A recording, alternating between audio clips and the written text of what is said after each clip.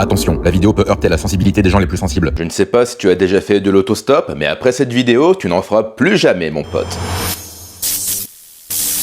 1977, Colleen, 19 ans, doit se rendre à une fête assez loin de chez elle, en Californie. Et pour y aller, elle décide de faire de l'autostop.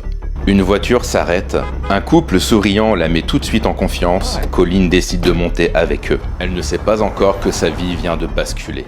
Après quelques heures de route, le couple passe à l'acte. Colleen est forcée de mettre sur sa tête une boîte en bois pour ne pas qu'elle puisse voir les paysages, pour ne pas se repérer ni entendre la discussion du couple. Quelques heures plus tard, on lui retire la boîte et elle s'aperçoit rapidement qu'elle est dans un sous-sol.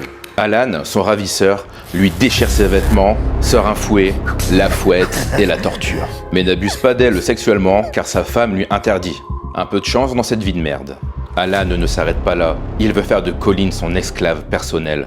Il la casse psychologiquement et l'oblige à passer la plupart de son temps ainsi que toutes les nuits dans une boîte en bois située sous le lit du couple, avec seulement un trou d'aération pour qu'elle puisse respirer. Colleen va vivre ça tous les jours, pendant 7 ans. Des années enfermée dans ce cercueil, humiliée tous les jours, brisée psychologiquement, à tel point qu'elle développe un syndrome de Stockholm pour son ravisseur. Évidemment, Alan en profite encore plus pour la manipuler. Il lui fait signer un contrat et lui dit que si elle ne respecte pas toutes les règles ou qu'elle essaye de s'enfuir, des gens iront tuer toute sa famille. Colleen a peur, elle ne dit rien. Elle reste et continue à subir sa vie d'esclave un peu plus tous les jours. Et surtout, elle continue de passer toutes ses nuits dans cette putain de boîte en bois. La femme d'Alan est complice de tout ça, elle ne dit rien, elle laisse son mari assouvir ses fantasmes pour que lui la laisse tranquille.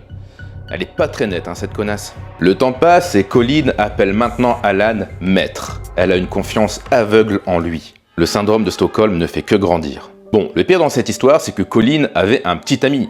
Mais moi, si ma meuf, elle disparaît comme ça pendant des années, je retourne la terre entière. À moins qu'elle me casse les couilles. Vient un jour où Alan autorise Colleen à voir ses parents. Parce que oui, je ne vous ai pas encore parlé de ses parents, mais cette partie de l'histoire est assez rocambolesque. Alan dépose Colleen chez elle, et 4 ans après sa disparition, ses parents la revoient enfin. Et là, de peur qu'Alan puisse s'en prendre à sa famille, elle ne dit rien. Elle parle de absolument rien. Colleen entre dans le salon, se pose sur le canapé, discute avec ses parents. Ses parents font très attention de ne pas la perturber parce qu'ils pensent qu'elle a fugué et qu'elle a été enrôlée dans une secte. C'est alors qu'Alan rentre dans la maison pour venir chercher Colleen. Là, Alan fait un truc de fou. Dès qu'il voit ses parents, il leur dit « Hello, je m'appelle Alan, je suis le petit ami de votre fille et on va se marier. » Colleen, par peur, ne dit rien et rentre dans son jeu. Voyant ça, le père de Colleen reste silencieux, avant de dire « Ah ok.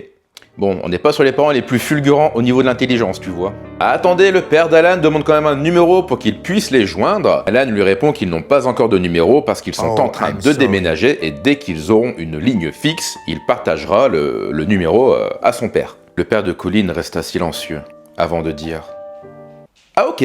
Attendez, je vais quand même prendre 2 minutes de réflexion. Est-ce que je dois laisser partir ma fille encore une fois alors que ça fait 4 ans que je l'ai pas vue?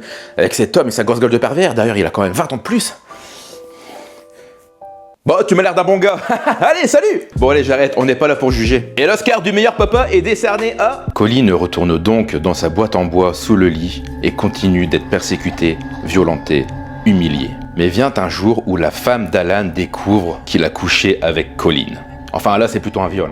Prise d'une jalousie terrible, elle avoue tout à Colleen. Elle lui dit de partir et que personne ne fera de mal à sa famille, qu'Alan lui a menti sur toute la ligne. Et c'est donc comme ça que Colleen prend le bus et rentre chez elle. Colleen appellera tout de même Alan plusieurs fois pour tout lui raconter. Alan, lui, il est dégoûté, car il sait que maintenant il est en danger. Mais je suis sûr qu'une partie de lui se disait « Bon, je n'ai plus qu'à kidnapper une autre fille pour lui faire subir la même chose. » Et c'est en 1985, 7 ans plus tard, que tout bascule. La femme d'Alan va à l'église et raconte tout à un prêtre pour se confesser. Le prêtre, lui, vu la dangerosité de la situation, il appelle la police et raconte absolument tout.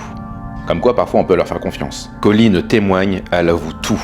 Alan prend 1 siècle de prison ferme et la justice comprend aussi qu'il est à l'origine d'une autre disparition, d'un autre kidnapping survenu quelques années auparavant sur une fille du même âge.